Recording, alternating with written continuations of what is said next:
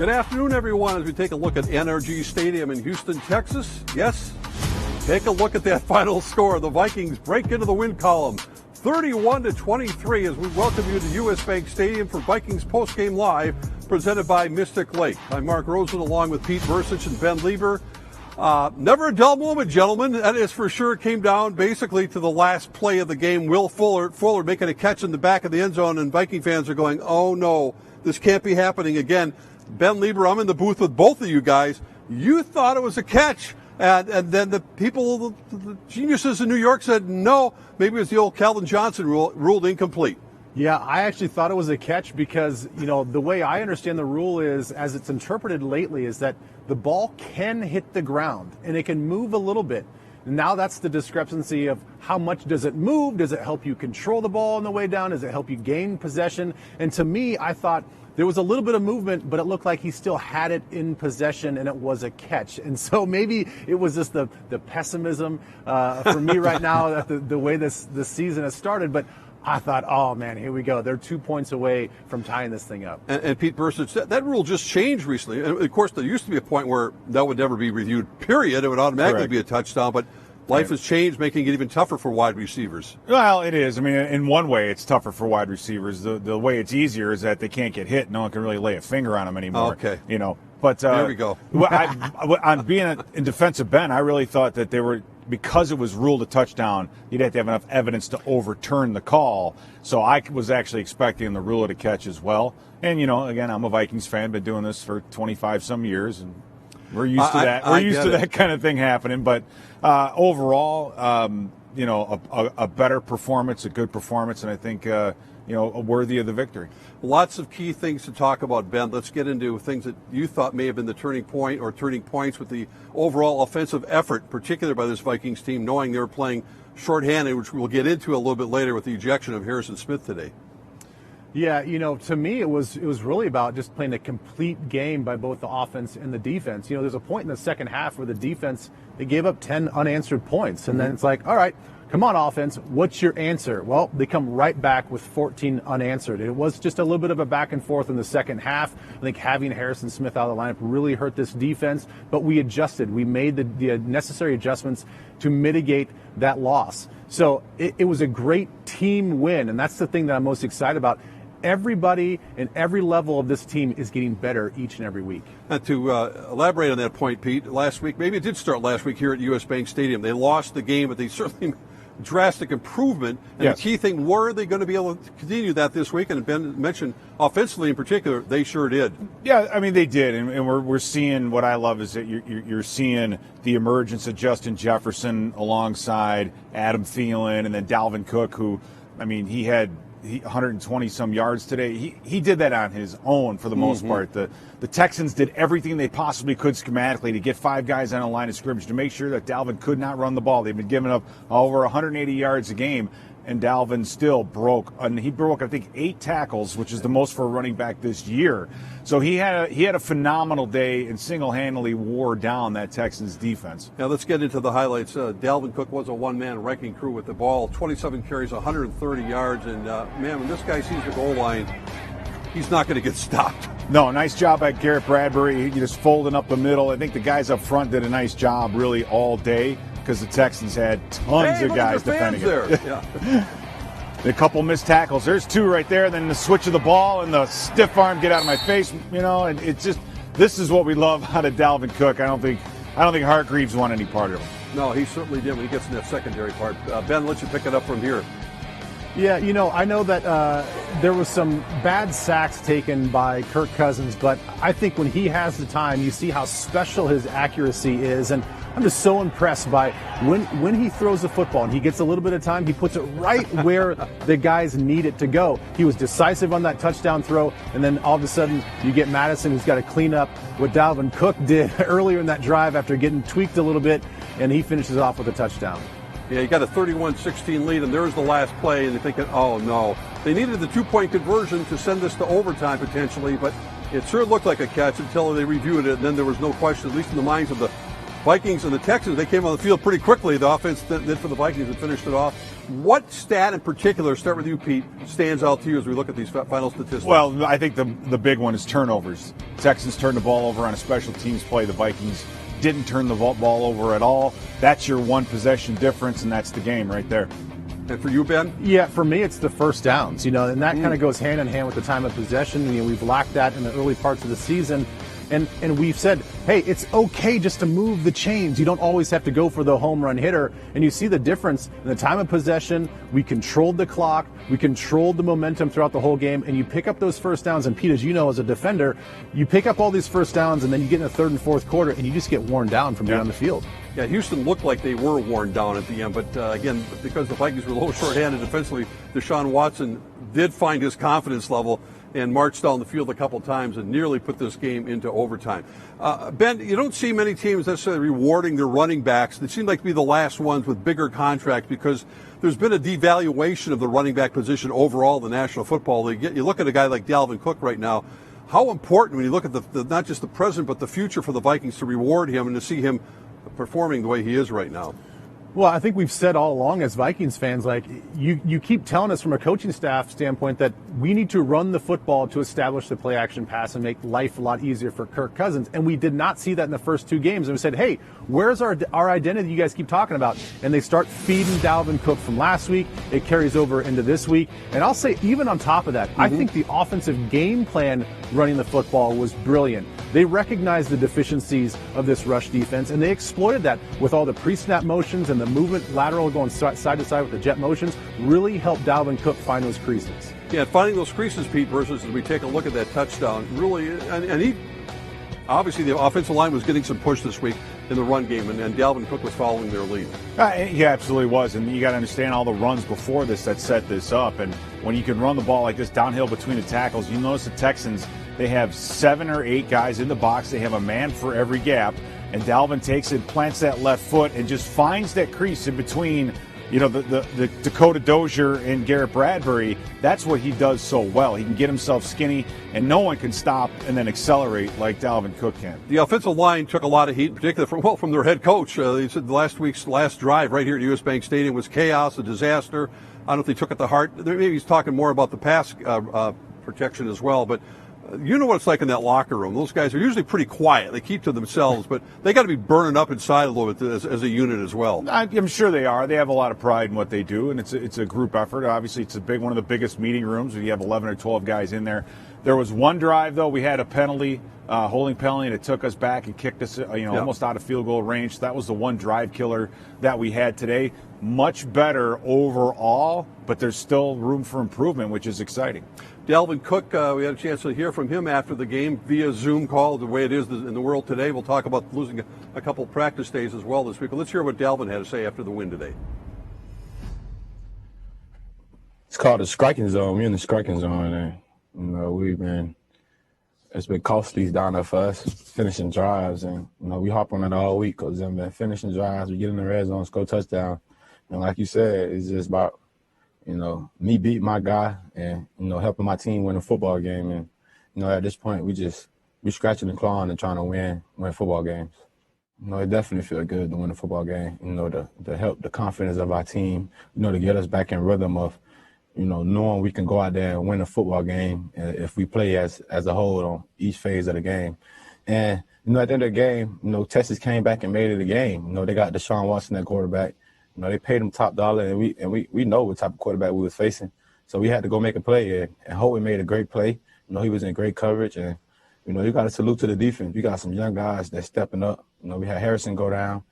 George stepped up in the next man role. So you got to salute the guys on defense for stepping up and making that play. Let's take a look at his rushing chart, Ben Leber, and there's ability and there's durability. And you want Delvin Cook, and he knows that's the key for his career, staying in the football field to be productive. Yeah, and look at that chart. I mean, he was all over the place, and there was never just an idea of like, oh, he's just going to run to the left or they're just going to run to the right. They really mixed it up. A couple toss plays, some quick things to the outside. We knew that they were going to attack the off tackle for this Houston Texans defense, which Pete even pointed out. Their back seven of their defense are not great tacklers, and they're good downhill, but they're not good laterally. And you can tell right there that was the offensive approach. That was, Pete, the Achilles heel for the Texans defensively, their inability to stop the run, and the Vikings. Look at the chart. My goodness, they had them all over the place, as Ben mentioned. Bernardrick McKinney and Zach Cunningham, good, solid linebackers.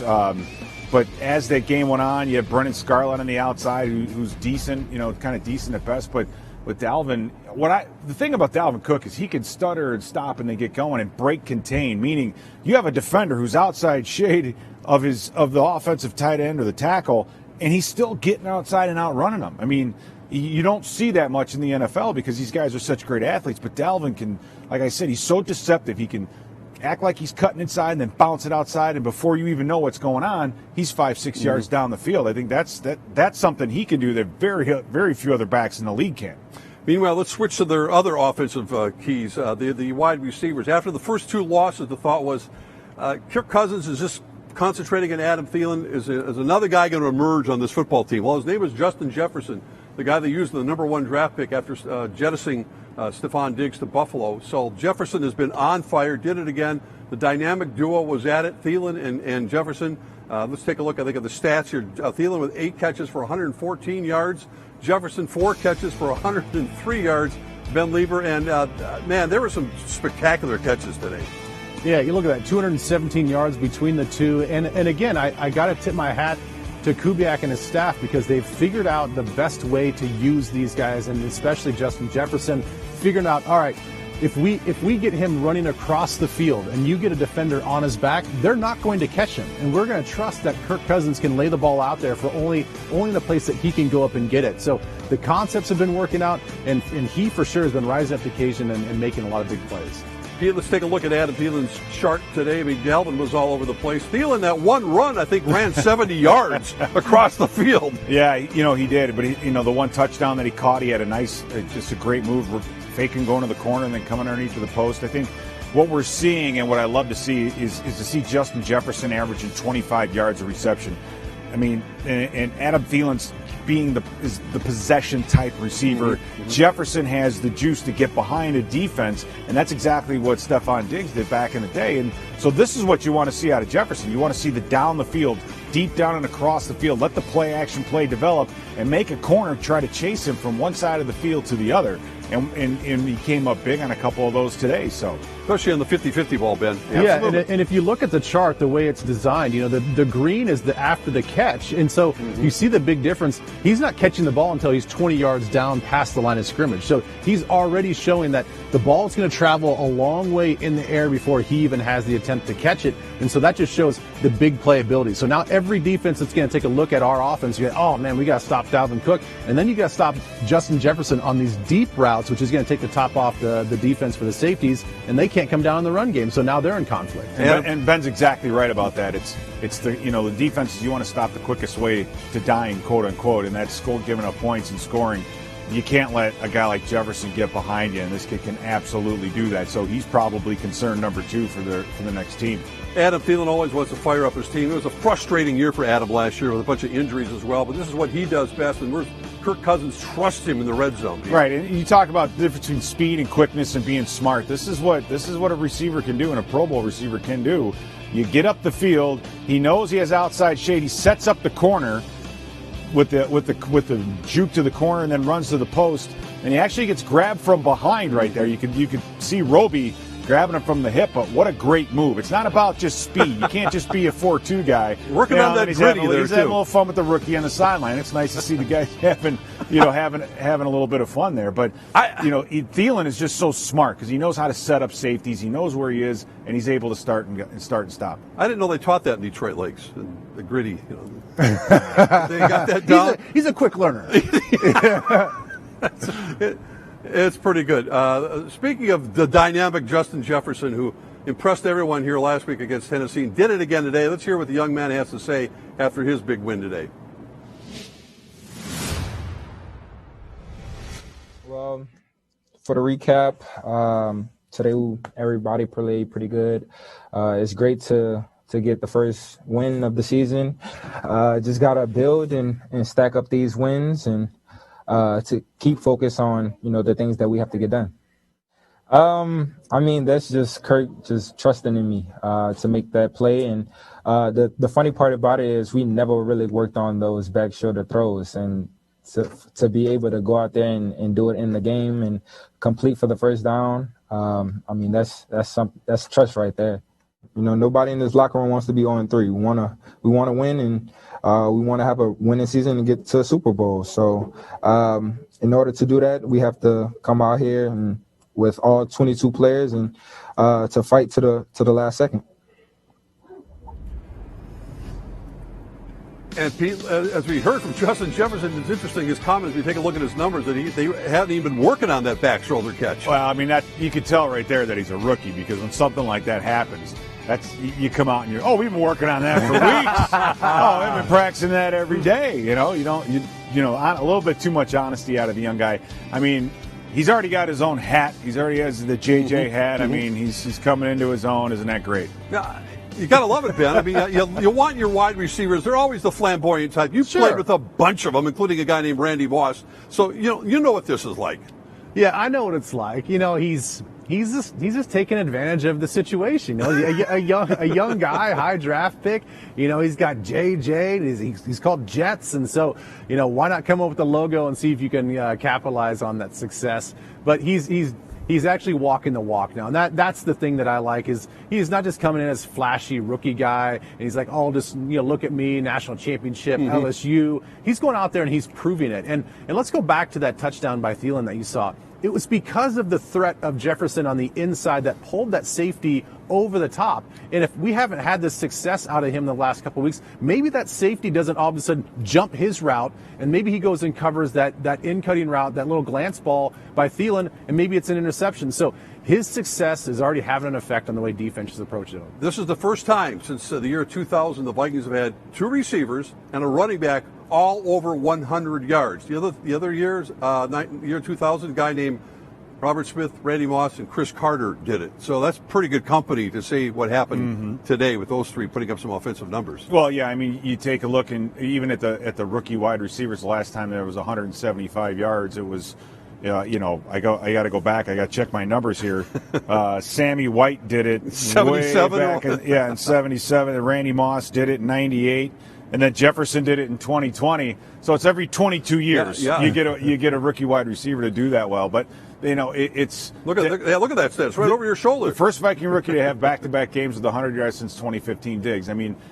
Those things are starting to come. And again, what I'm always glad to see is you want a rookie and a young player to flash, to have a game here and there. Now that he's been able to string two together, let's see if he can do three. Right? Let's see if he could take it to the next level because they're going to be looking for him more week in and week out. But I think the young man is up to it. And with him and Thielen on the other side, you have a couple options. The only group that's being underutilized, Ben, are the tight ends. You're not seeing a lot of them. No. I know. Where are they at? Irv Smith Jr. We really haven't needed them, I guess, which is kind of good. But I'd love to see this dynamic duo that we have with Irv and Rudy. Now Rudy got involved in the passing game, just two catches today. That one big time catch by him on the scramble coverage where he actually just goes up and gets the ball, and another great throw by Kirk. But I know, I'm with you, Pete. I want to see more out of Irv. I want to see more out of the tight ends.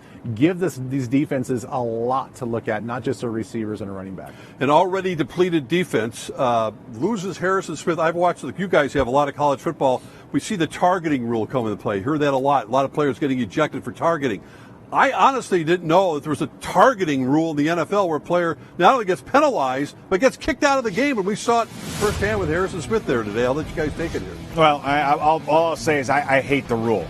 I hate the idea of, in the NFL professionally, to have a guy thrown out of a game for something like that. And we've seen bad hits before. We've seen flagrant fouls before. That was really neither.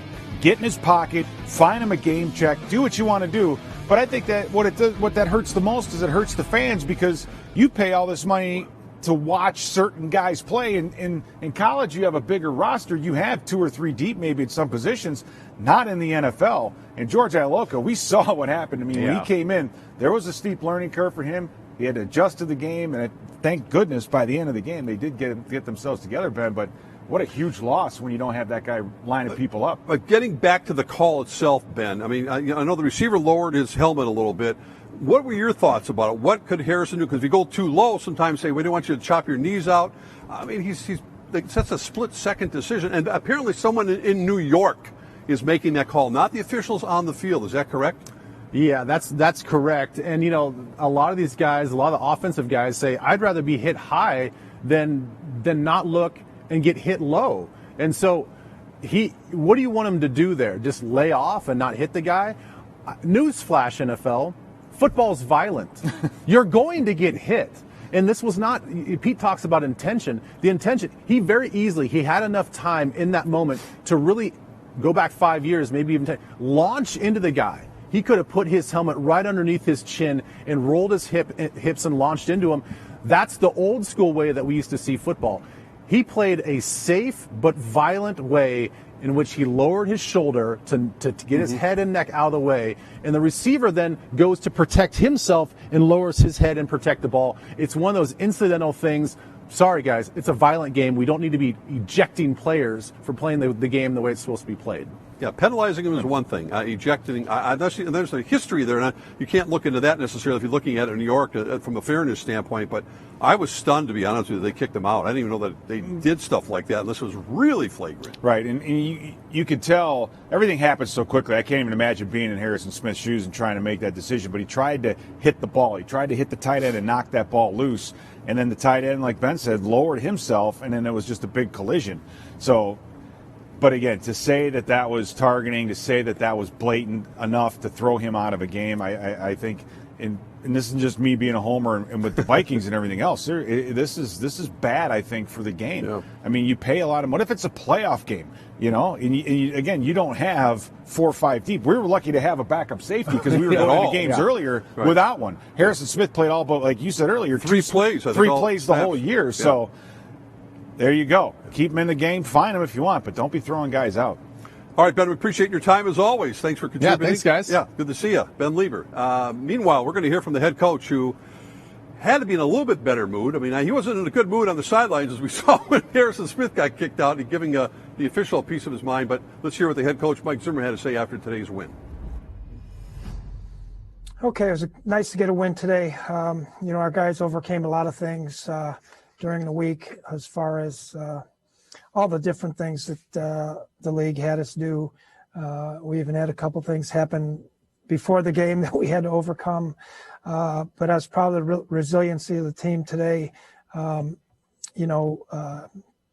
got a big turnover on the special teams on the punt. And then, defensively, I thought we played really good in the first half. And offensively in the second half, we did a great job of coming back after some big, after they scored a couple times. I thought Justin Jefferson made some outstanding catches. Kirk made some really good throws today. And, obviously Delvin's a really, really good football player and runner, and the offensive line protected well. So anyway, it's good to get a win.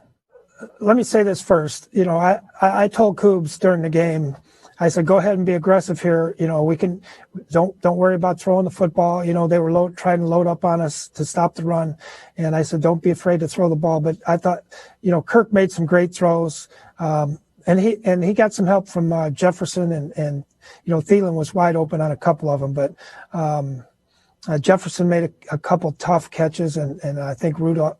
I didn't see the catch that Rudolph made, but I know there was a lot of guys around him.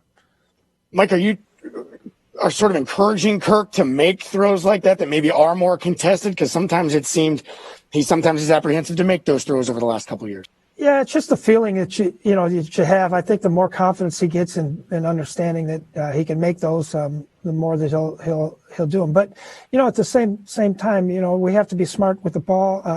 I don't believe we turned the ball over today, did we? So that that's big too. Taking care of the football, time of possession. I thought our offense. We talked about trying to control the game offensively by their time of possession and by getting first downs, and I thought we did that. And back with Pete Bercich. And Pete, this was an unusual week to begin with because after Tennessee played here, they had a number of players and personnel test positive for COVID. They've been shut down. We don't know when they're going to play again because we're not even sure if they're going to play again next week. But the Vikings all had to get tested, but they lost the use of their facility at TCO on Tuesday for the coaches and on Wednesday for the practice. From a player standpoint, coach's standpoint, how far did that set them back in terms of their preparation for today? I mean, I think that was huge. I mean, when game planning for coaches, Tuesday is your longest day. You're there from 7 in the morning till however late at night, whether it be 10 o'clock, midnight. But it's a collaborative effort. All day long, you're watching film together as a group. You're going over tendencies. You're installing defenses. You're talking over new ideas. But that's all done as a group. And to have to do that at home or to have to do that over the phone, that's a very difficult thing to do. And then you lose your work day. Wednesday's the work day. Wednesday is when you work all your base offenses, all your base defenses. You install everything. You have longer meetings. I mean, it's a lot to lose on those 2 days, and I'm surprised that they were able to come out and play as well, missing 2 key days of the week. But because all the players and coaches have these tablets like they have in front of our desk here, the Kirk Cousins and everyone else in the world can do a lot of work from home, can they not? It is a different world, and in my experience with coaching and playing, you learn when you're on the field, especially for the young guys. You learn by seeing things happen in front of you. But if you can learn off of a computer or learn by just studying a piece of paper and then being able to take it to the field, that's huge because you may know it. You may be able to draw it on the board. But when you're out there and you're hot, you're tired, you've been hitting the head a few times, Delvin Cook's running over you. It's hard to carry all that onto the field, and they did a very, very good job of it. I know from doing the Under Center show with Kirk Cousins, he's very even keel all the time. You can always prepare for the next game, and that's all you can do. Well, today he had a pretty good one, 16 out of 22 for 262 yards and the touchdown pass. So let's hear what Kirk Cousins had to say after their victory 31-23 over Houston today. All right, a great team win today. Hats off to the defense for getting that stop at the end. Great to watch their effort all game long. And offensively, I was really pleased with how balanced we were. Really similar to last week in that sense. I felt like we, ran the ball throughout the entire game effectively, and then we were pretty efficient throwing the football, or so it seemed. So I was pleased also with just the playmakers. I thought that Justin and Adam made plays, Dalvin and Alex made plays. I thought Rudy made a couple big plays for us, and it was just great to see players, making plays, making things happen, and proud of how, we came down here after the week, threw us a curveball and got a win on the road, and was able to, put it all together as a team. So, just proud of our team, and there's certainly things we can improve on. I'd love to be able to just end the game there and on the go ball throw to Adam and put it out a little farther. There was another third down throw that I'd love to have back. So you got those throws that you want back, but all in all, I thought it was a pretty efficient performance, and we'll try to build on that now and see if we can get on a run. When I came off the sideline after the drive, Sean Mannion said, "Have you been working on back shoulders to Justin?" In other words, we don't have all that time or years banked. So at some point, you just got to play and believe that he can do it. And after he adjusted and found the ball and made the catch and kept his feet in bounds and finished the play. I looked at whoever I was with, Delvin or Adam, as we were kind of moving up the field. I said, 18 can play. That's not easy to do. So, yeah, are we going to build trust over time? Yes, we're going to build trust. But some of the things he's doing is just there is no trust. It's just raw ability, and you're putting the ball out there and hoping, believing that he's going to be able to make it happen. Yeah, the word efficiency is exactly what Kirk Cousins was looking for. Yeah, he missed a couple. I know he was kind of kicking himself for not hitting Thielen in that last go-route, Pete. But look at his scatter chart here. And as he's had, I mean, he trusts Justin Jefferson to go up and get it right now. Yeah, he did. He did. And I think the only thing you look at it, you look at his completion percentage, yards, and all. And the big thing is no interceptions, no turnovers. Mm-hmm. He had a good day. But you still left a lot of meat on the bone, and there's so much, I think, room for even more improvement. You mentioned the throw to Thielen. That should have been a touchdown. The only thing missing right now, I think, with Cousins is that quick, empty set, that quick, three-step drop, plant, and throw, and getting some things underneath. I think he took some pressure, took a couple sacks that he didn't have to because he just doesn't have a feel for everything underneath. But the play action, when Delvin Cook is going and you have Jefferson and Thielen, he mentions this, you have two different targets. So that play action game is really, really effective and can be really deadly. After a miserable first half, I can't believe Deshaun Watson ended up with 300 passing yards. A lot of that because Harrison Smith was no longer in the game, and he took advantage of some gaping holes in that secondary. He absolutely did, and that's the thing. You go into this game giving up four passes of over 40 yards, and they gave up one today and a couple other big ones as well. And I mean, he took advantage of it. And credit to him, to Watson a little bit. The Texans have been averaging only 6 points, or a little over 6 points in the second half of football games. From the last drive or so at the half to the beginning of the third quarter and into the third quarter, that's when things really started to turn around. And just kind of like Kirk, not real accurate on the quick drop back throws. Yeah. When he was scrambling, then he was able to get the ball down the field and be able to hit some targets, but he struggled just getting the ball out quickly. Would you like to see Kirk roll out a little bit more, again, those quick little outs if he's trying to get a 7-8 yard completion, even just hit Thielen on the fly or Jefferson on the fly, just to move the chains? Yeah, you would. Around. You would. And I think I liked what they did a little bit in the running game with trying to create some diversion. So not all 7, 9, or 8 guys on the line of scrimmage are all staring at Delvin. But that's the difference, I think, between this year and last year. I think Kirk was on the move quite a bit more, a lot more bootlegs and and those kinds of things. Would you see more of it? I just like to see, if anything, a better quick underneath type passing game, a quick rhythm type passing game. We get ourselves in 3rd and 8, 3rd and 9, 3rd and 10 a little bit too often for my liking. Again, we're always got to get better, right? We finally got to win. A lot of things are getting better, but this is what you need to improve next, because you're going to be going, down the road. Some of these tough games, you're going to be you're going to be in a fight for your life this Sunday night. You've got to be able to get that short passing game going. So the Vikings are now 1-3 as we take a look at the rest of the division. What happened this afternoon? Shocking. The Detroit Lions led 14-0 early in that game against the Saints at home. Drew Brees and company scored 5 straight touchdowns. The Lions made it interesting, as they seemingly always do. Brees threw for 246 yards. Matthew Stafford just a little over 200 yards. And that's the final score, 35-29 over the Kitties today. Well, Stafford came out and threw 2 touchdowns almost right away, and then things went. I know the Saints were missing a number of bodies going down there, but the Saints were staring 1-3 in the face, so they really, really needed this win. The Chicago Bears switched quarterbacks from Mitchell Trubisky to Nick Foles that helped them win a game late last week. Not doing much offensively right now at home against the Colts, who the Vikings lost to on the road earlier, 7-3. The score. Phillip Rivers, old man Rivers, still getting it done. Nick Foles with a modest 107 yards, but the Bears would get the end zone on a touchdown. We might be seeing the first defensive football game all year, 7-3. Are you kidding me? How about that? And tomorrow night at Lambeau Field, the Green Bay Packers shuffling wide receivers in and out. It doesn't seem to matter to Aaron Rodgers against the Falcons team that has to be shaking its head trying to figure out how can we blow another game in the fourth quarter. I think the Atlanta Falcons are going to get some of those things figured out. For the Packers, the surprise there is just how good their running game is as well. You don't go into Green Bay and play the Packers thinking about stopping the run, you go there, stop Aaron Rodgers, and they're capitalizing on it in their running game. So let's turn the page, and the Vikings know they have a real formidable opponent. They don't necessarily play all that well in Seattle when they're really under 100% as a football team. They got to play the Seahawks and Russell Wilson without the so-called 12th man in Seattle next Sunday night.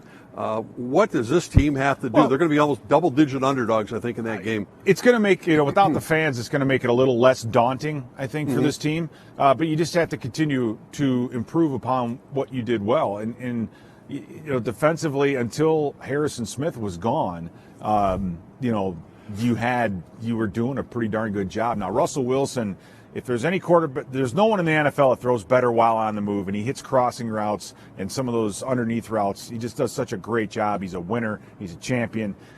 Those are the things that you're going to have to overcome in Seattle. So what a great test. If this team can go out to Seattle and win this football game, where can't they win? It changes everything. It changes quite a bit. And so, you're coming out, you got a good feeling. You got two pretty long road games, back to back. We'll see what they're made of. The Vikings in Seattle next Sunday night. The Vikings winning this afternoon 31-23 over the Texans in Houston. For Pete Bercich, I'm Mark Rosen. Thank you so much for watching Vikings Postgame presented by Mystic Lake.